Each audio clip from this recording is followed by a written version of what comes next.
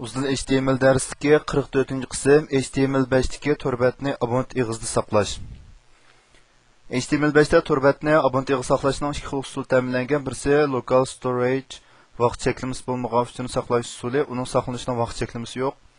Mayli bir hafta yoki bir yildan keyin saqlaqlıq betim turaverdi.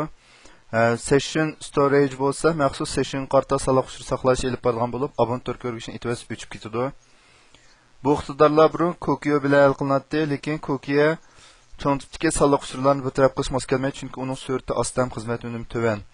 HTML5da har bir uchur mulozimatining taklifi bilan yo'llanmasini, balki taklif yo'llanish bilan bevosita ishlatildi. Bunday bo'lganda cho'ng tipdagi uchurlarni vaqtli saqlash haqiqiy turda amalga oshirilgan.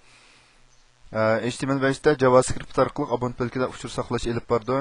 Masalan, mana bu misol qaraydigan bo'lsak, Mesela manada visit istigini 6 qatim deb chiqqan bo'lsa, betni har bir qatim yengilgan vaqtimizda buningga bir qiymat qo'shildi. Agar men motor ko'rgishda mani o'chirib etib, bu asosliq bu local storage vaqt cheklamasi bo'lgan uchur saqlash shaklida qolgan bo'lg'achqa buning vaqt cheklamasi yo'q. Men torbatni o'chirib etgandan keyin, tor ko'rgishni o'chirib etgandan keyin qayta ochsam 10 degan qiymatdan boshlab davomli turda betni yengilgandagi qatim sonini xotirlab qo'yadi. Ikkinchi misolda bo'lsa,